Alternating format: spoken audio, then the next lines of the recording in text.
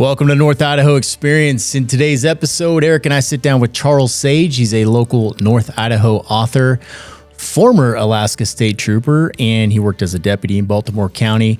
And he's been flying planes in overseas locations, supporting the U.S. military for a long time. So cool history. He's got a lot of amazing stories, and he's a really good author. So if you guys are looking for a new book, he brought his latest book, Wolves of the Abazi, out to talk about that. We talked about AI. We talked about all sorts of things that I think you guys will find interesting. So check him out. You can find his books on Amazon. That's Charles Sage on Amazon, and you can find him in a couple of local bookstores as well. Always an entertaining guest to have. Hey, if you guys enjoy these episodes, please jump on the audio platforms and leave us a review. Whatever platform you use, drop a review on there for us. That'll go a long way in helping us push out our podcast. And if you guys are thinking about making the move to North Idaho, give our real estate team a call, text, or email. We specialize in helping conservative families find their freedom right here in North Idaho.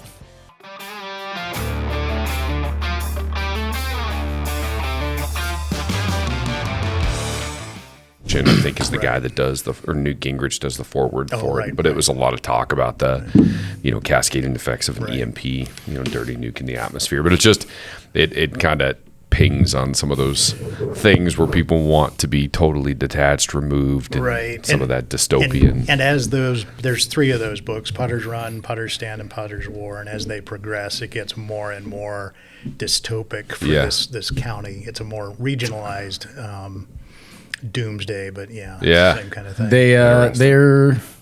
They're just enough reality though, where you're like, oh, I could see that. I could definitely see that. That's the way I felt. That's why I'm looking forward to. It's kind of this gives me the same vibe, but it's the way I felt 1 second after. You're like, oh, I could see that. Yeah. Because that's talking about interrupting the supply chains because we have a just in time. So how easily interrupted that would be. Yeah, and that book was the book that kind of woke everybody up to that. Yes.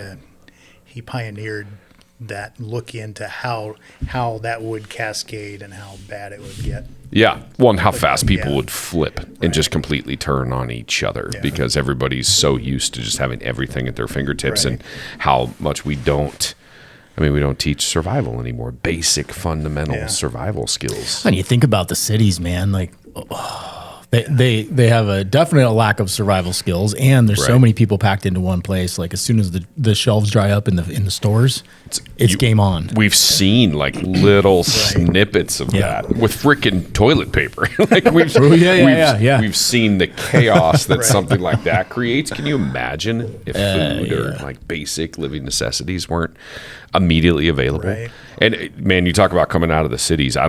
Not a lot of people would survive, but the ones that did would be vicious. Oh yeah, you picture the gangs, dude. Really, you got cops and gangs. Those are the only ones with guns. So yep.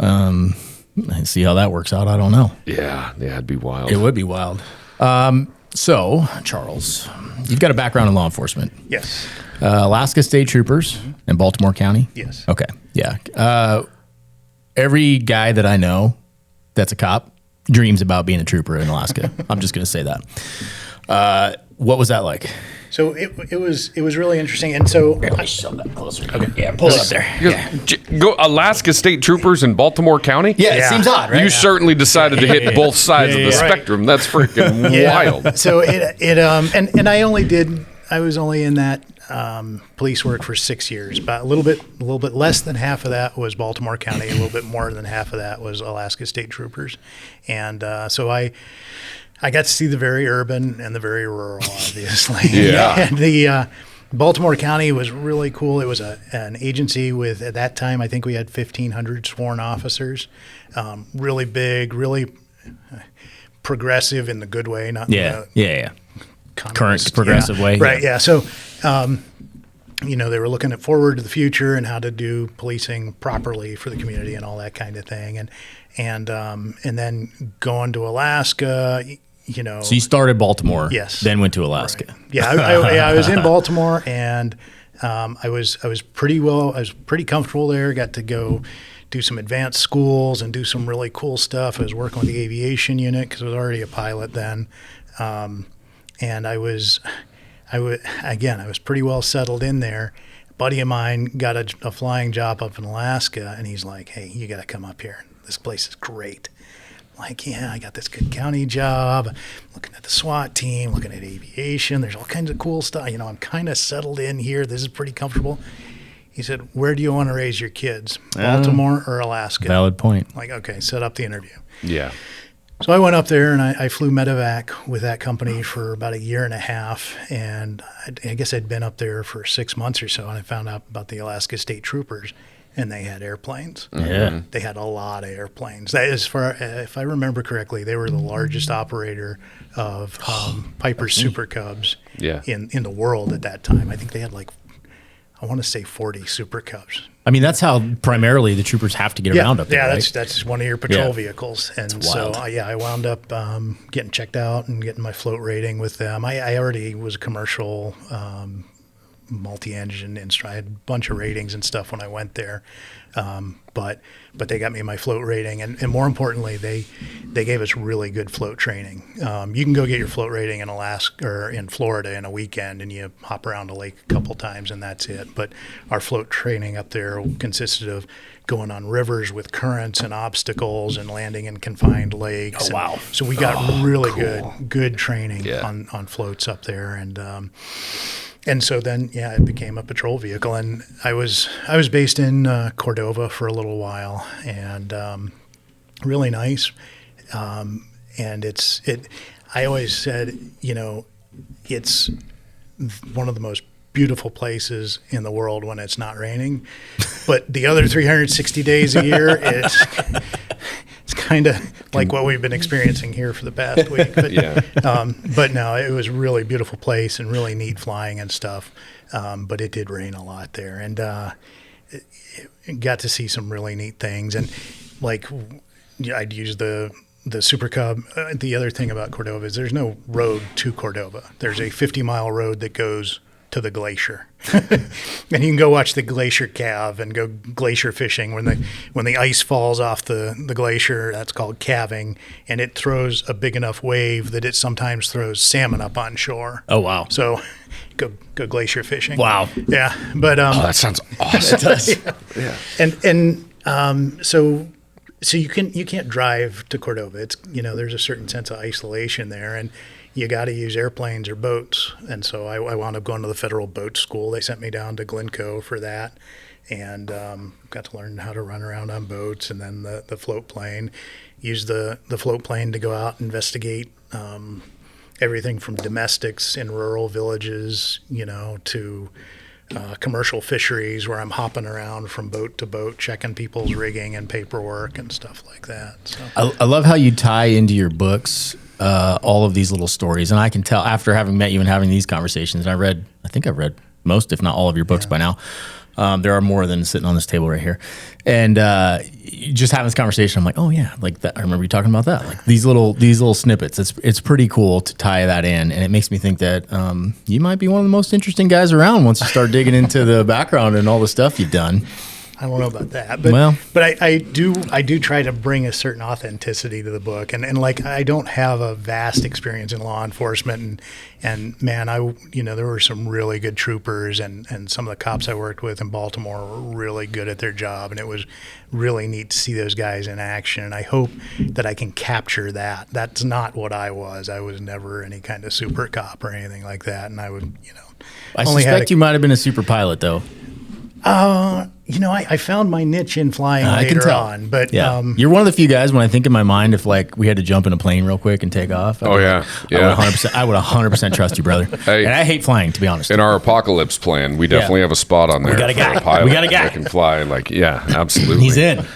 He's in. I have so many questions about the Alaska State Patrol and just flying. I mean, so did you ever go out to calls where you're just solo by yourself and you'd fly into a remote area? Yeah. So like one call I remember specifically was going out to check a commercial fishing boat on the Seal River outside of Cordova. And I want to say that was a half-hour flight or so.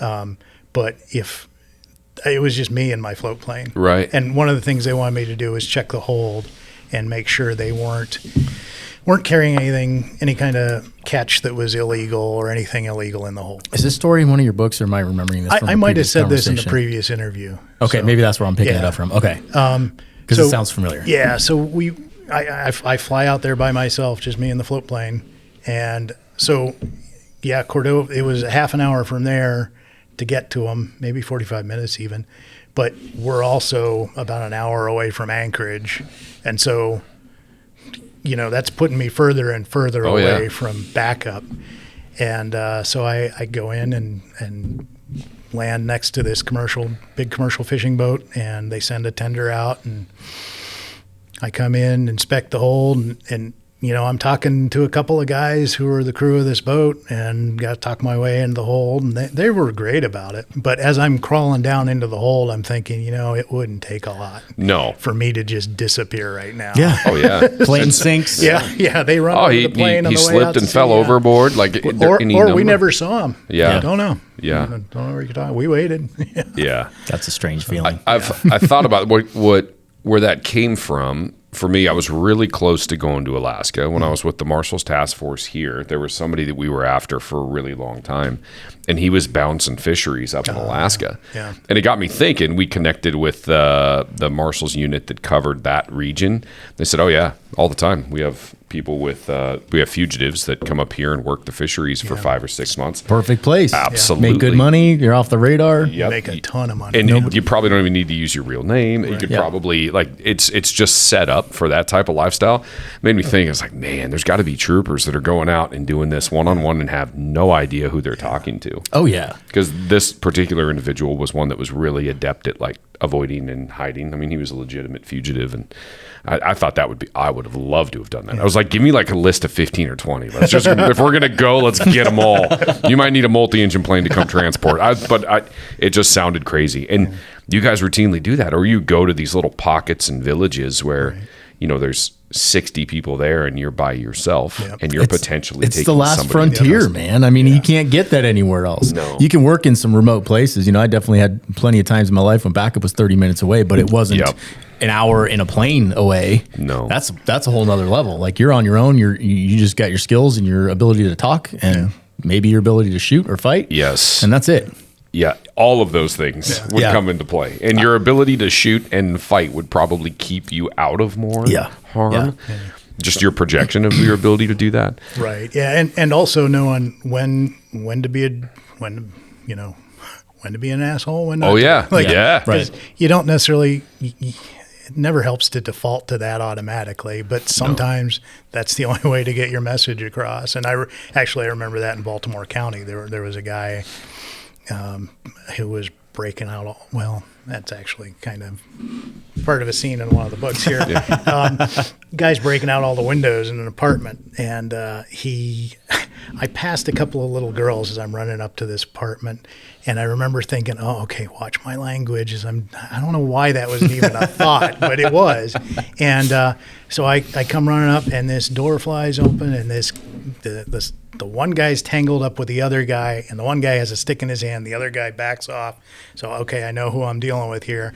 I pull my asp out, and because I was big into martial arts, and I really liked the asp. And oh boy, here's a chance to use it.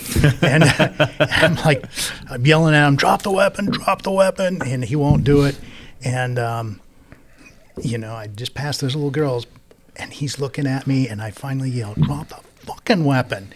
And he did it. And he kind of, he just, like I described in the book, he looked at his stick and he looked at my metal pipe, and he smiled and he dropped it kind of dramatically. And it was funny that you needed to use that word. Sometimes you have to speak that language, right? Yeah, right. That's funny. The only two things I ever used my asp for, looking for people in tall grass, I would extend it and use it to push the grass aside. That was one. The other one is when I'd go through the car wash in my patrol car, inevitably the passenger side mirror would get pushed in. And out of pure laziness, I would extend my asp, reach across, and push the mirror back out. That's funny because I've done that. That's primary use for my asp. I got to break out some windows. Oh, I've done that a couple of times too, That was always fun. Yeah, otherwise I've never struck anybody with it. It just never came up. No. I pulled it twice and never had to actually hit anybody with it. They thought differently. I mean, I think a part of that is the projection. And the sound. That sound is an excellent deterrent. Like racking a shotgun. And you're just sitting there chilling with it up on your upper arm. You're like, all right, that's gonna hurt. Oh yeah, buddy. Yeah. Okay. So, but you've been flying. You were flying before that. Yeah. I wanted to be a pilot since I was 5 years old. So that was, and I very specifically wanted to be a military pilot. Mm-hmm. So, I worked really hard. When other kids were paying attention to baseball and football and the players and all the stats, I was thinking about Oswald Bulk and Mickey Manick and Pappy Boyington here in Idaho. I was wrapped up in the whole history of air combat and all the stats on the military airplanes and that kind of stuff. And so I joined Civil Air Patrol when I was in high school, which is a great organization if you got a kid who's interested in the military or aviation. Where'd you grow up? Did you grow up on the East Coast? So I grew up pretty much all over east of the Mississippi. I wound up in Maryland. Okay. And so that was where I started flying. And the Civil Air Patrol, at the time, I was able to rent a Cessna 172, which was a brand new 172. For like $25 an hour, and the instructor didn't charge anything. He just volunteered to do it. And that's cool. That was the only way I was middle class, divorced parents, typical Gen X childhood.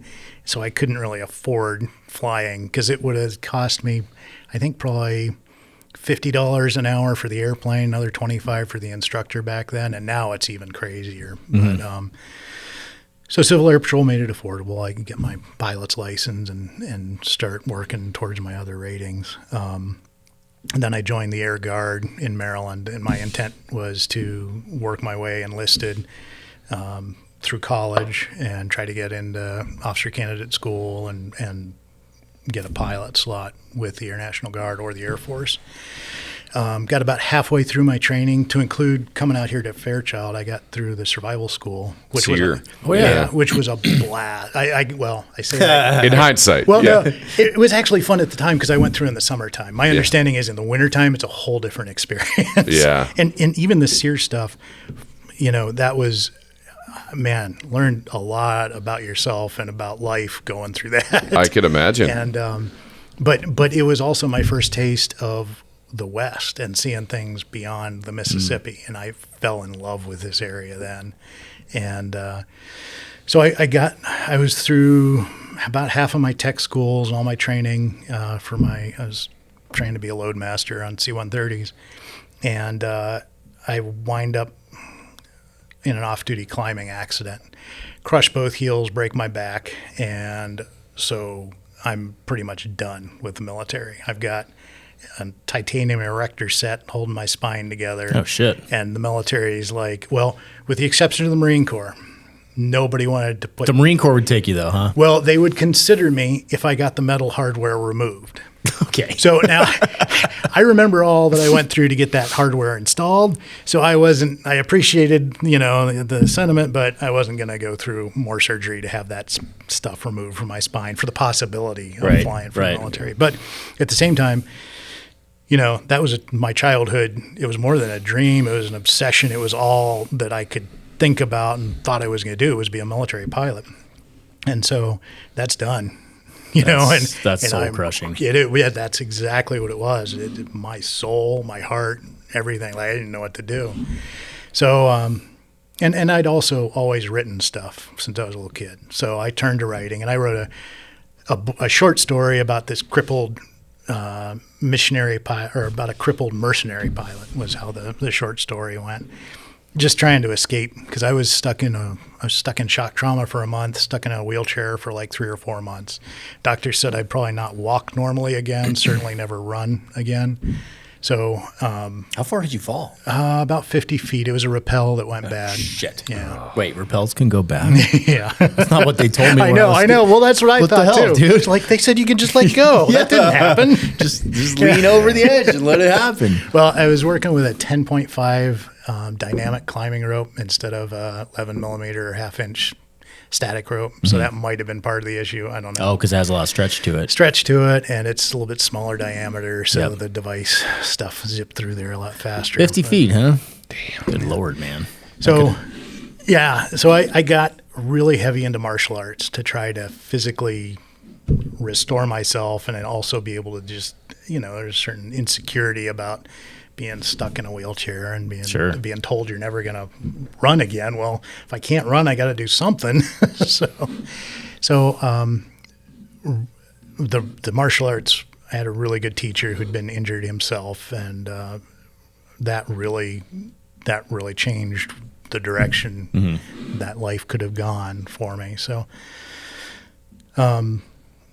I had to figure out what else I was going to do. And in this story I wrote about the crippled mercenary pilot, I developed that into a book, and it's a missionary pilot who becomes a mercenary pilot, and he uses a cane for a weapon. That was one of my things. Was as I worked my way out of the wheelchair, I really learned how to use the cane. Yeah, and because I was told I was going to be stuck with it, I wouldn't be able to walk normally again. Probably always need some kind of a crutch. Now, because of the martial arts training and because of all that toughening that came from that, I was able to run again. In fact, I came in top 10 of the Cordova, Alaska half marathon about 12 years later. Shit. Yeah. Now, there were only 9 people running, but I still, because I beat the little old lady, so I wasn't last. That was all, and I didn't even need to take the ass. But so okay. So writing's always been on the back burner for you, or like a part of your life. Oh yeah.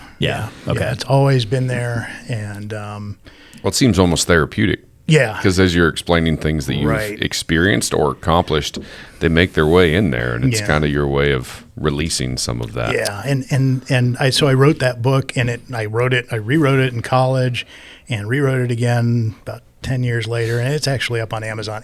I need to take it down and rewrite it. It's another one of those books that it was the first one, and sometimes they say the first one is the one you don't really want to try to publish. You just need to get it off your chest and learn from it. But how many books do you have published right now?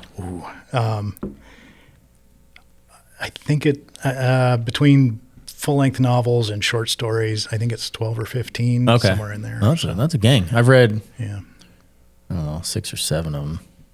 I think that's probably most of the novel length stuff. The short stories are just as ebooks. I don't have them put together as paperbacks. What's the process like for publishing a book? I've got a buddy that he'll probably listen to this, and I've been trying to get him to write a book for a long time.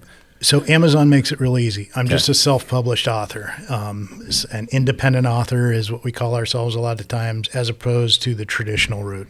When I was in college a long time ago, before, just as the internet was emerging, you had this traditional route to include what they called over the transom deliveries, taking your manuscript and throwing it over the transom of the door and just hoping somebody would accept it the next day.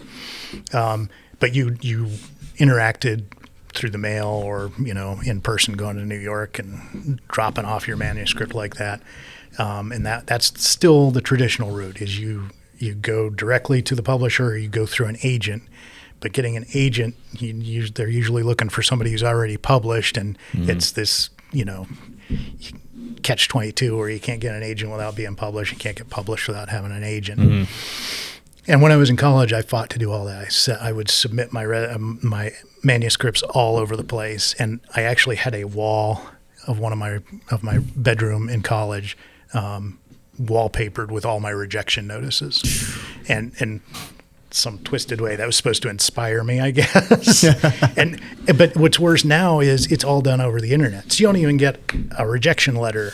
You get an email maybe. Yeah, you have to print those out and then. That's a lot of extra. That's an extra. So now with Amazon Kindle, and there's some other platforms where you can just set up your account and put your manuscript online. And there's lots of places that'll help you with there's formatting, there's editing, there's a whole lot that goes into it.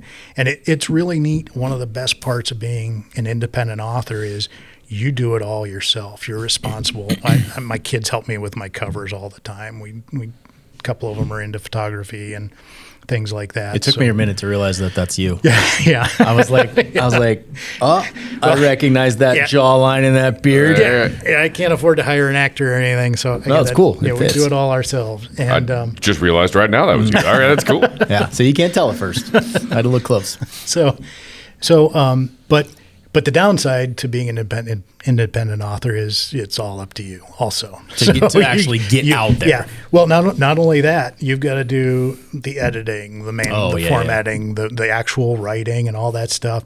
You got to provide the reader with a really professional product because and like I said, Looking Down on the Moon, that first book I had up, it's not where, that's why I want to take it down, because it's not where these books are now, because I really have come to understand trying to produce a book as a professional product for the reader. Yeah. And I didn't understand that before. I was just writing to write and produce a manuscript. Now I think I'm coming up with books that are worth reading. So. Oh yeah, 100%. They're all the ones I've read from you are like page turners in my opinion. Thanks. I've loved them all. I'm selfishly asking about the process because I intend to publish a book of poetry someday. Yeah. I'm lazy. I don't want to write this much. I don't even know how you do that. I like to write very short things, and hence poetry is a lot easier for me. So I feel like I write emails that are about this long. you do, yes, yeah, On occasion. yeah. Yeah, I feel bad because I tend to write long emails, and I know I've got friends, like the best class I took in high school was typing. Yeah, because I got all my home keys, and I know, I can type pretty quick. I type like a piece of crap. Man, I am terrible. I felt the same way in high school. The most valuable class I took, it was called keyboarding. That's how old I am. Okay, it's called keyboarding. It wasn't even like computer graphics or whatever the hell it is now. But it hammered you on typing. Yeah. And at the time, I was like, why can't I get this? But my gosh, I use that skill set every single day. Right. And you can fly. I think I can type like 70 something. I think it highlights potentially a disability that I have because I have taken typing. Yeah. I was an English major in college. I typed a lot. Yeah. I typed many a police report, and I still type crap all the time, and I do not do it correctly. Huh. It's functional, but like maybe I just have some type of learning disability. Like a little bit of a glitch in there There's a glitch in my matrix. Use the home keys and everything? I don't know what that means. Did you take a typing class? I mean, I was in like 6th, 7th grade. All about the home keys. So are you a hunt and pecker? I mean, excuse me. I have you heard me. I have like my own system. I was in college, but I'm over that now. It's a submarine joke. I use a hybrid system. So there is some correct typing involved and then some non-correct. And sometimes it changes, which is really when it gets challenging. So there's no consistency. There's zero consistency. It's just how you feel that day. You're like, you know what? This time I'm going to use the back of my hand. life. And this is why I use Post-it notes and I use reminders because I'm a little bit all over the place. See, but some of that I should adapt into my daily life. I wasn't talking to you when I said that. Yeah, I feel like you were. It's always the organization and thing you always. Man, so being a writer in today's day and age, this was like, and I hate that this comes up in almost every conversation, but it's our world now. When it comes to things like this that are obviously, it's creativity, right? It's from your mind putting it to paper that somebody wants to take in. Mm-hmm. What do you see the influence of AI in the future of writing? Yeah, so I was just discussing this with some folks. I read it. So yeah, I now put this at the beginning of every one of my books. Artificial intelligence was not used in any way in the writing or creation of this book. I felt compelled to have to put that in there because I see books, and you see it with a lot of current events. You'll see a book the next day after a major disaster or something. Somebody has a whole book about that disaster the next day within 24 hours. It's done by AI. That's the only way that can be done. Yeah. And they're awful. Like I don't know why, I guess, and they get sales and they get tons of reviews and they're all bad, but they get more bad reviews than I've got reviews. They've got way more sales. Crazy. Just because they got it out there. Yeah. And they're hitting it when it's a hot topic. And the other piece of that is, as an independent author, and even traditional authors are a lot of times responsible for their own marketing. And marketing is the toughest piece for me, going out and trying to sell my book to people. I just want to be left alone to write. I noticed that, like, you come to the Patriot Pour sometimes, and I will throw you out there every time, and I don't apologize for it. He doesn't have a smartphone. It's impossible to communicate with him through phone, so it's all through email, which is very interesting. Yeah. It's unique, but I can see how that would be challenging for marketing. Yeah. Well, I just worry about the state of some of these creative avenues in our society moving forward, right? Because I think, as you're describing what's in your books, a lot of it's your life experiences. And when you go and read it, all of a sudden it's giving you a different perspective, and it might change the way you thought about a certain thing, which is, it's thought evoking. That's what's cool about books. Mm-hmm. It's imaginative and creative, and you're putting somebody in the seat with words. Right. And I just worry about where that's going to be in 10 years. Who knows? And it's cool because there's a lot of your life experience comes through in these books. And now knowing you, I can see that. And you won't get that. Obviously, you won't get that with AI. No. Who knows where it's going to pull and from. Hemingway talked a lot about the truth in fiction and how you could write a truer book than if it actually happened, because you're really putting your soul and everything into that. But AI doesn't have a soul, and it doesn't understand that truth, and I don't think it ever will. And the connection. Just for the record. Making that. Yeah, that was Charles Sage saying that, not me, because I want to go down the record when AI takes over as our overlord. We love you. I always say thank you. You have a soul, and we think you're super creative. Yes. No. Being subservient. No, but that's why I was asking, because I wanted to read the back real quick and see.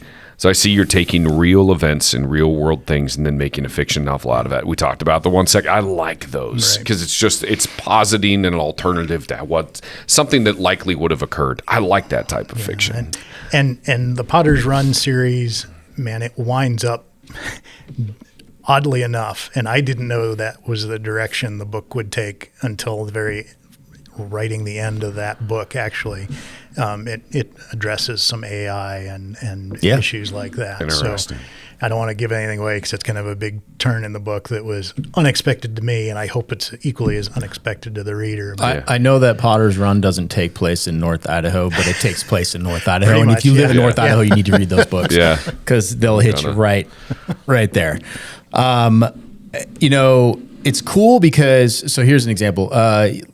You obviously know a lot about flying when you're writing these books. I can tell just by reading it, but you don't go over the top. Mm-hmm. My wife just picked up, what's his name? Cry Havoc by, I'm blanking on his name. The former SEAL. Jack Carr. Jack Carr. So she just bought that book, and she was like a chapter into it, and she's like, it's too technical for her. I'd probably like that because, I know about guns and shit. But for her, she was like, I can't even read it. Yeah. Yours are a lot more approachable. Like my wife has read some of yours. And that was a mistake. That was one of the mistakes I need to clear up in Looking Down on the Moon, is I got way too into the number of cylinders on the Wright Pratt engine and all that. It's easy to do that for a lot of reasons. First of all, to try to establish your authority on the subject. Second of all, because you're kind of falling back on what you know, and that's an easy crutch to lean on. But what I'm trying to do now with my writing is I don't need to talk about the Smith Enterprises Crazy Horse M14 7.62. I can just say the 308 rifle and the wood-stocked M14, and you can fill in the gaps with whatever you want to as somebody who's a gun guy, as somebody who knows that subject. Oh, he's talking, I know what this is. And really, I think most readers appreciate that. It's again, I'm a big Hemingway guy, writing on the principle of the iceberg, where 2/3 of it is underwater. Yes. You don't need to talk about that. The reader will fill let them fill that in. Yeah, I've seen that with submarine books when they get like way out into the weeds. Right. Is that a genre? Yeah, there's definitely like Blind Man's Bluff. Oh, if you ever read that, I haven't. Yeah, that one's worth reading. There's a whole submarine genre. Oh yeah, well, it was about a and that one was enshrouded in some truth as well. U.S. submarine within the last, I guess now 30 years, getting depth charge coming out of the north underneath the ice. Wow. That's not that long ago. No, when the Kursk went down. Oh, wow. The Kursk had a hot run torpedo in their torpedo tube, and we were out listening to it, allegedly. We were out listening to the Kursk, because everything underwater is about acoustic signature. Right. So you're just trying to log those acoustic signatures. So when you hear it again, you can say, oh, that's the Kursk, that's the torpedo door opening. You just chronicle all these. Well, they had a hot run with a torpedo. That engine starts, and you eject it with a whole bunch of water. And it shoots out, and the engine spins up. Well, if you have a hot run, that means it stays in the tube and it doesn't get ejected. So it goes and spins and then blew up inside of their tube. Wow. So they, from the surface, they thought that we shot them. They thought a submarine shot them. That didn't even sink the sub. It killed the Kursk. Oh, it did. Okay. Yeah. Someone else heard it. Yeah. So our sub was listening, and then the surface ship was like, oh, Americans shot down. They sunk our submarine. Oh boy. Oh yeah. Wow. So depth charged them all the way out. One of the guys on my first ship was on it. Wow. Eric was on subs, obviously. Oh yeah, sorry. Yeah. This would be a pretty cool time for me to bring in what I told you I was going to bring in last week. That Eric swam underneath and around a submarine one time. Yeah. I find that to be very cool. Whoa. Yeah. It's like, it's not as crazy as it sounds when you get in there. But is that what keel hauling is? Yeah, well, no, the keel hauling. Keel hauled, or did you swim? No, it was a swim call. Okay. It was a swim call, and you're out in the ocean. Did you get in trouble for this? I was not supposed to. Yeah. Oh, wow. No, but I did not. I wonder how many guys out there have done this. Oh, I think I bet it's pretty rare. Maybe. I don't know. It's just like stupid. Well, you're a stupid dare. I've put you on a pedestal from this. Yes. Guys, you can tell I can't stop talking about it. Well, it's not as hard because it's 60 feet draft, and even when you're up at surface, it's not a full 60 feet. So, I mean, you can see it from the picture back there. So it's probably, I bet it's 45, 50 feet down, and then it's 60 feet wide. So you just have to get around the widest part. Impressive. Not that big a deal, dude. That's fun. You could do it. I have confidence. I could do it. I don't know that I'll ever be in the situation where that's valid. That's valid. That's valid. Just practice under your boat. It's pretty much the same thing. Yes, draft your ski boat. It's pretty just much as cool. But anyways, I nerded out on submarines. But I've heard people get into that, and they get into the nuance of like sonar and tech stuff. Yeah. It's like, man, for me as a sub guy, it's like, oh, that's cool. That's really cool. Like, and I get it, but the only guys who will really get it are sub guys. Yes. I got to go back to the AI thing a little bit because I've been thinking about this a lot. Like I like to write poetry. It's very therapeutic for me. Whether anybody ever reads it or not, I don't really care that much. But I've dabbled with AI and poetry, and it's shockingly good. Yeah. And then I've heard some music lately. I was listening to Joe Rogan the other day, and he was playing some. I can't remember the name of it, but it's all AI generated music, and it's actually pretty damn good. It's pretty soulful, and it's just the beginning. I know that part's scary. And I messed with AI to the extent that I was asking it questions, and it led me to the question of, is AI going to take over the world? And it of course said no, AI will not. Wink. And then I asked, if AI was going to take over the world, would it lie to me about taking over? And it said yes. So there you go. So yeah. And at about that time, I realized every time we use AI, we are teaching AI. Yeah. So every time we use it, we're participating in what could result in our own demise on one level or another, whether it's creative or even not to mention I'm starting to adopt the mentality that we have birthed a new life form with this, whether we admit it yet or whether it's actually sentient yet or not, I don't know. But I was right. I was asking it this morning to summarize a book, Buy Back Your Time by Dan Martell. It's like more of a work related book. And when I was asking it, I was saying you to the AI, and I'm like, we're already talking to it like it's another life form. I imagine most people do the same thing. I say thank you to it. Yeah, so do I. Right? Yeah.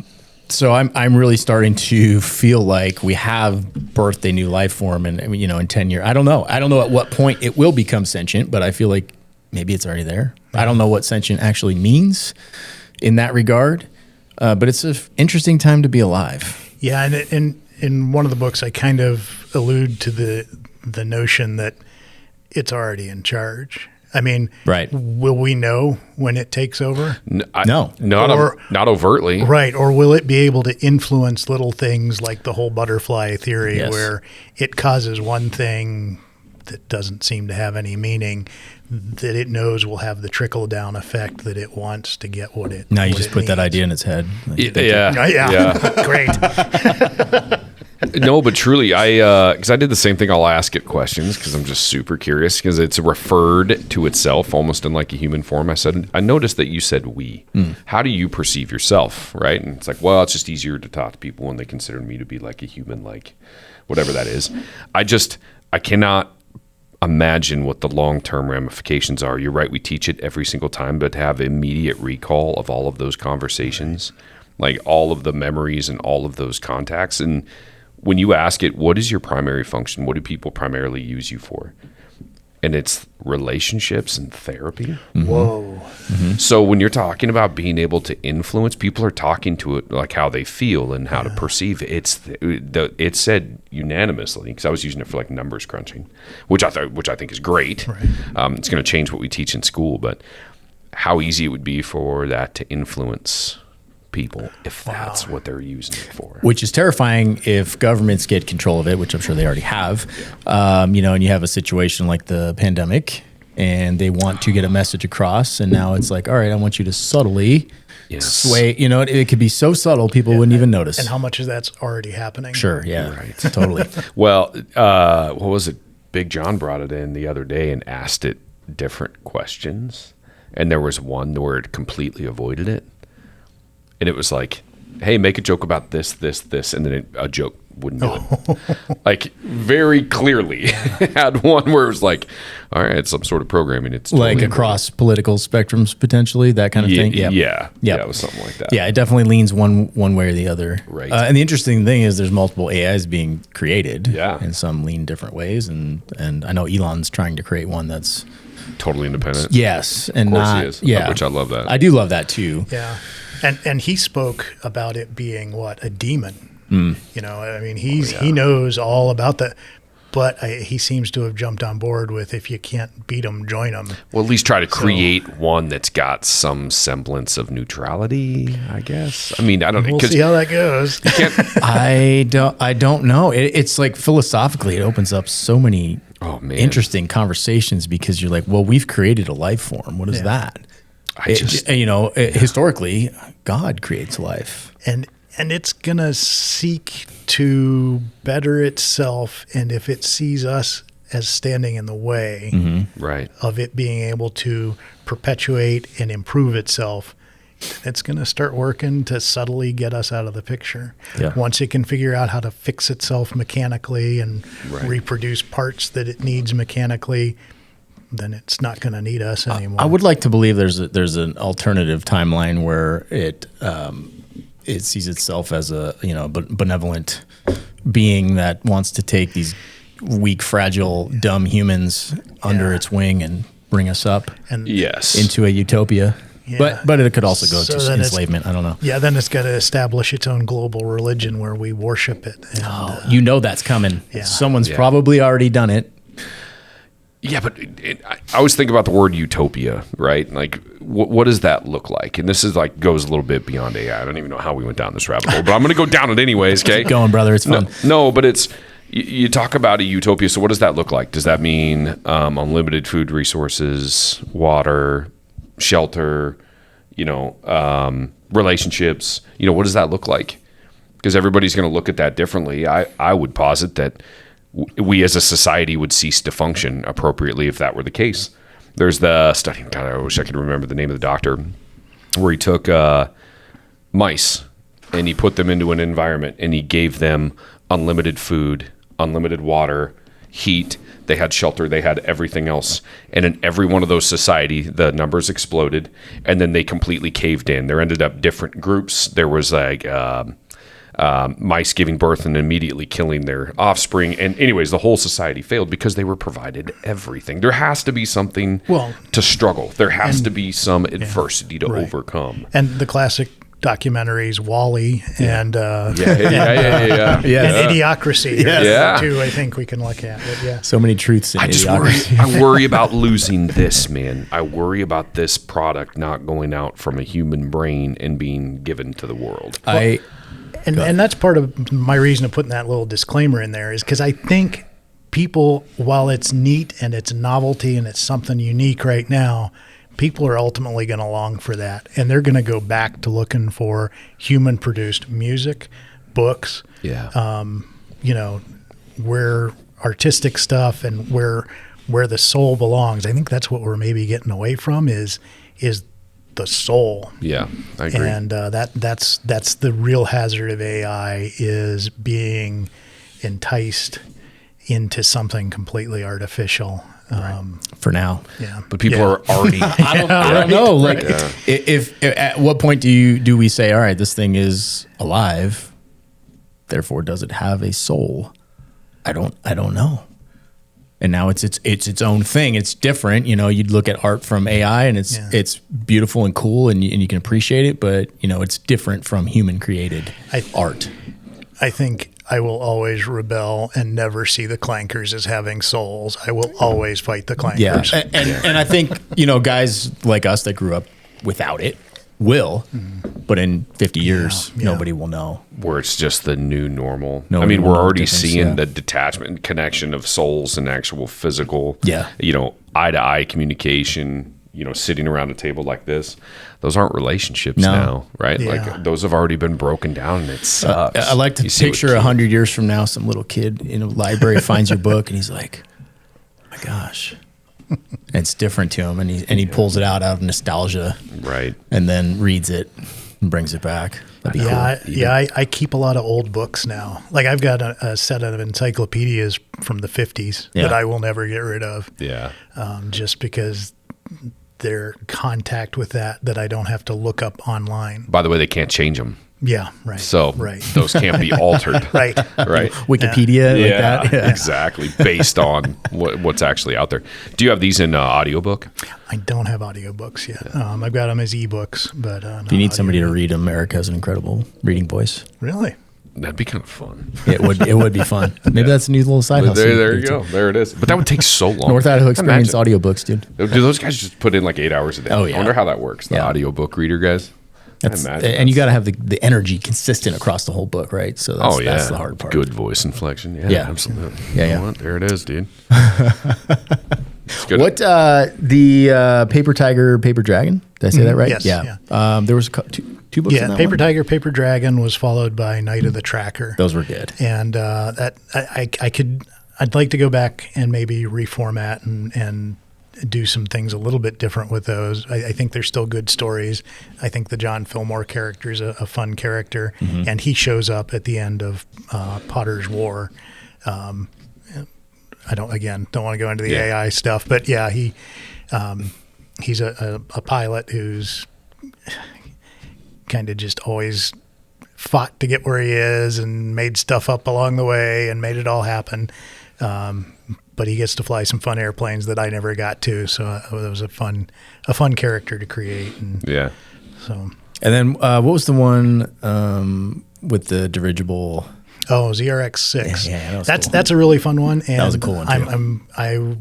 I have about 200 pages of the sequel to that done on a computer that just died on me. So I've got 100 or so pages still saved somewhere else, so I don't have to go rewrite all of it. But I'm actually, after we do this, I'm going to the computer shop and see if they can salvage it. Yeah.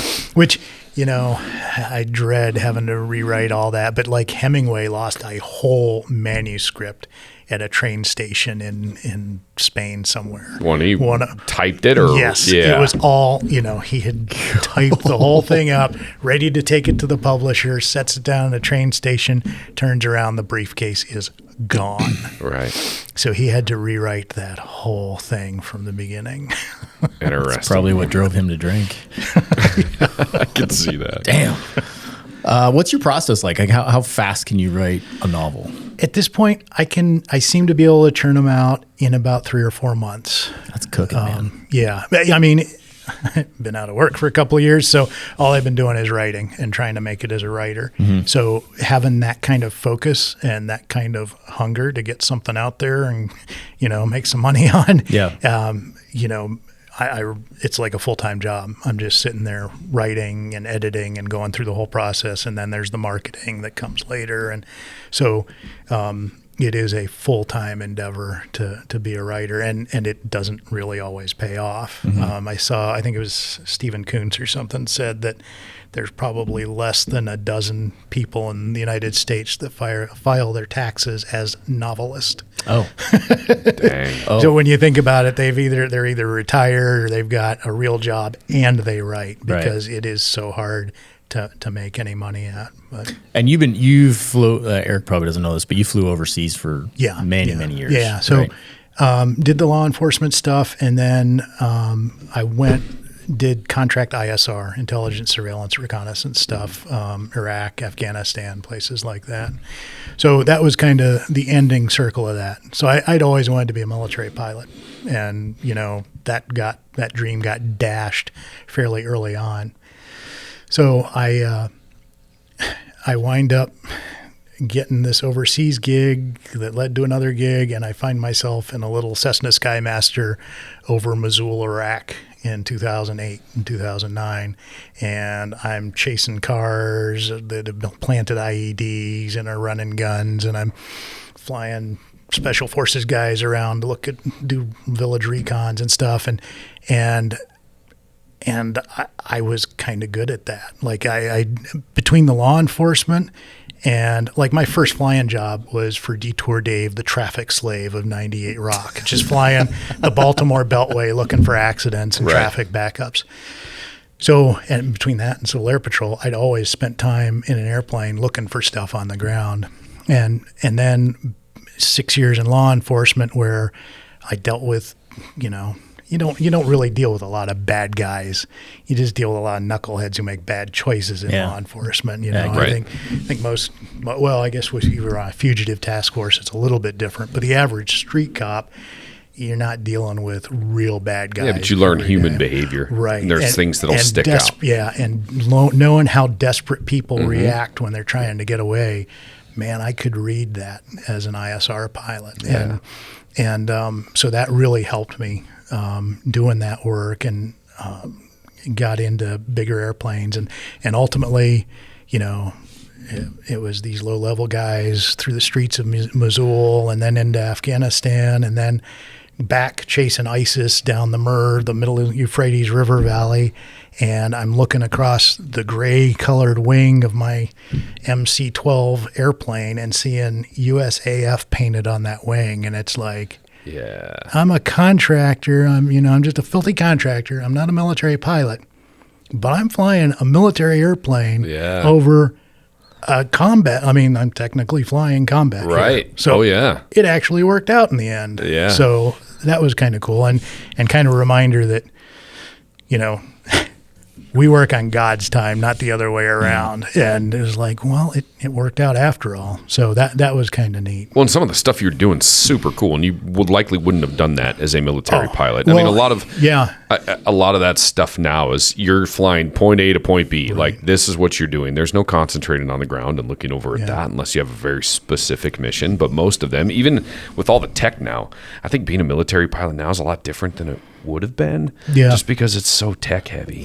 There's dogfighting occurring where you never see the other airplane. Right. And it wasn't what I wanted to be doing was flying A-10 through the Fulda Gap chasing T-72s, but nobody got to do that. I mean, for real. So I got to work with A-10s, and I got to work with everything from P-52s to AC-130 gunships, and got to see some really neat stuff and work with some amazing folks overseas. And so it was really good, really challenging and rewarding, and got to do some really neat stuff. So how many years total did you?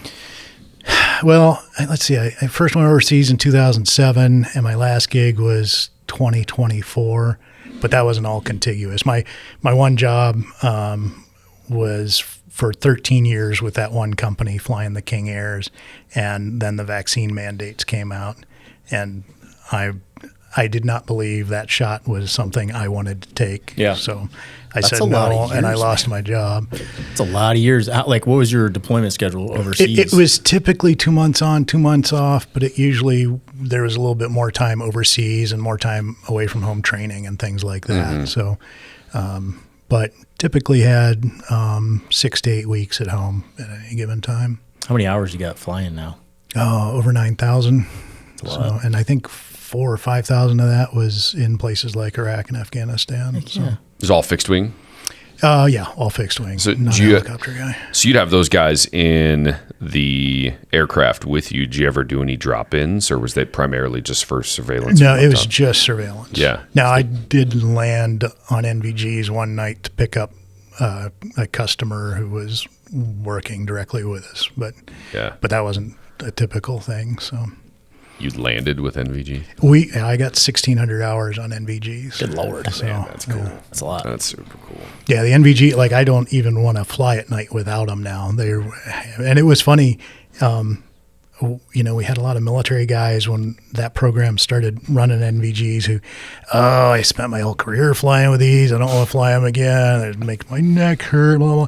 And us civilian guys were like, look at all the stars. This is like a superpower.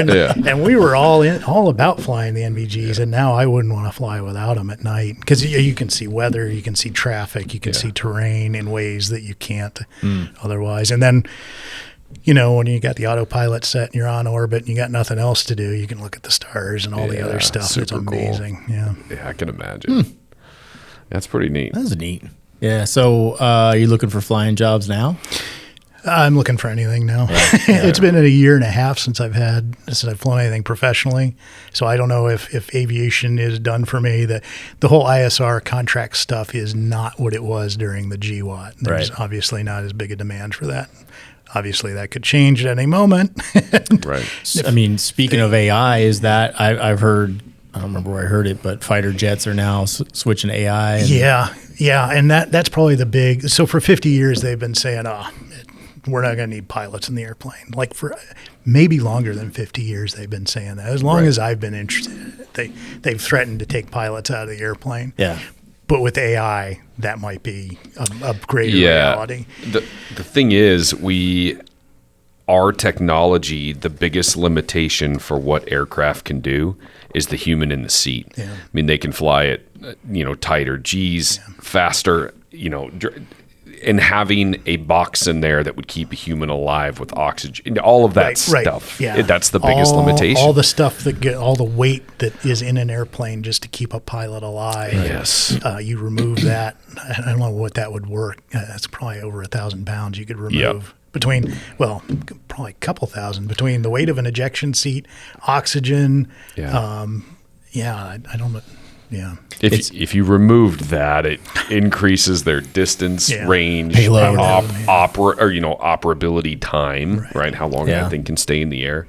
I mean, changes, how high you can fly it, all of that stuff.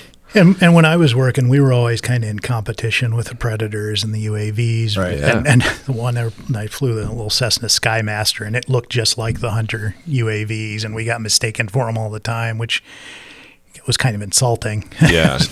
No, we're actually sitting in this. I'm real. Thank you. Well, I had, that wall of dust in the movie The Mummy. Yeah. Well, that actually happens over there. And I got vectored into it by air traffic control once and going into Missoula because, we got to get this UAV in before the weather gets here. I'm like, there's nobody sitting in that thing. Yeah. And we didn't really have a legitimate instrument approach or anything. We just kind of had something we had cobbled together. So you flew into one of those? Oh, I did that a couple times. Was it pretty wild? It sucked. Yeah. I mean, zero visibility. Yeah, pretty much zero. It's sometimes it's like a snowstorm where you don't have a lot of lateral visibility, but you can look straight down. Of course, that doesn't help you much because you'd like to see a little bit ahead of you. Yeah. The sensor that we flew with helped a little. NVGs helped a little, but during the day it was not fun. That's an uncomfortable feeling. I think where I draw the line is commercial flights for AI. Like I would have a real hard time getting in a commercial airline with no pilot. Me too, but I've also had the experience where I look up and I'm like, that's our pilot, huh? Yeah. That guy looks like my shoes are older than that guy. Yes. And he looks like Beavis. You know what I mean? Like 10 pounds of crap in a 5-pound bag. Oh, yeah. And I'm looking at him, I was like, that kid looks like he's about 24 years old and had difficulty tying his own shoes. You know what I mean? Where it was just, and maybe he's totally fine, right? But I've also had those experiences, and I feel the same way about cars, man. How soon is it going to be where they are running our traffic, right? Yeah. Like, Oh, and in a lot of ways, for sure. it would reduce crashes. It will definitely reduce crashes. And would probably be safer, and you could probably get there faster. And selfishly, with our job, where I probably got 42 missed text messages right now, you could get a lot done going A to B. And I love driving. Right. I love driving too. I love driving. And do you really want to get in the back of Johnny Cab? Yeah. I don't know. I mean, it'll probably get to a point where it's so documented how safe it is. Like, you're like, oh, okay, well, this is going to be better. I mean, it's going to cut down on a lot of needless deaths. Like insurance. DUI-related deaths every year. It's like Yeah. 40,000 or something. It's a crazy number of people get killed in DUIs. Right. So Double yes. that died from fentanyl overdose. Just throwing it out there. good point. But there's always going to be, at least for the foreseeable future, guys like us who want to drive ourselves.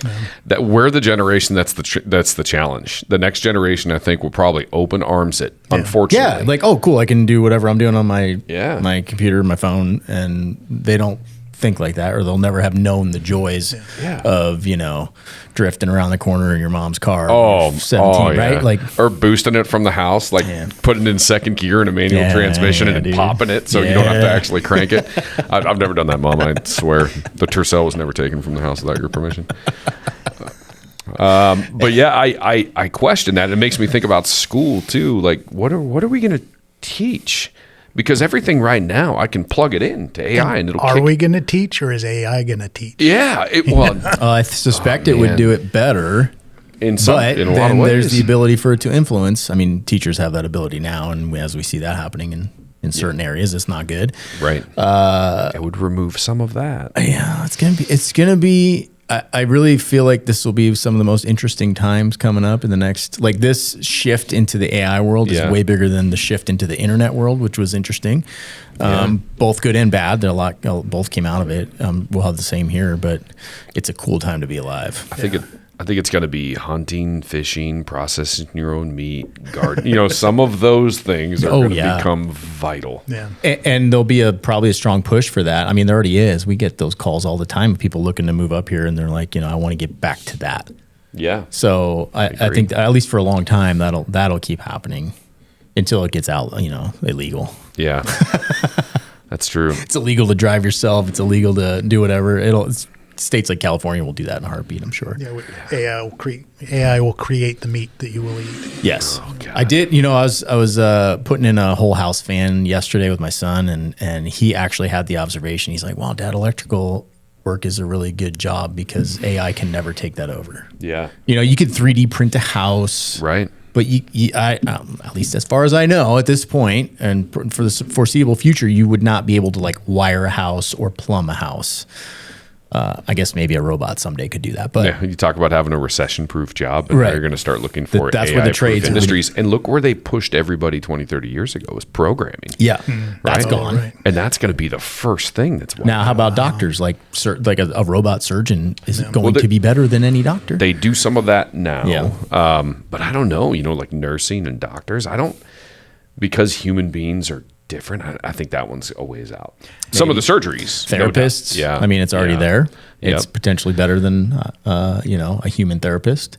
The big skill sets, man, are going to be your ability to communicate orally, like actually speak in front of a group, because everybody's going to be able to write good emails. Yeah. Everybody's going to be able to write these well-worded, articulate emails. They already use AI for all of that stuff. It's going to be the ability to communicate face-to-face and in front of a group. I think is going to be the skill set. For now, I don't know. Yeah. I think AI might just take us over and just, what's the point? Yeah, I know, it's true. We'll see. Very positive outlook we've got here. No, dude, AI is just going to like humankind, and they're going to work alongside of us and just continue to be a tool. Yeah. I'm worried about it. It's Mr. Positivity. Where can people buy your books? Amazon is the best place to find it easy. I try to get them to some of the local stores here in North Idaho, but I don't have them to a lot right now. Who's got? Do you know off the top of your head who has them right now?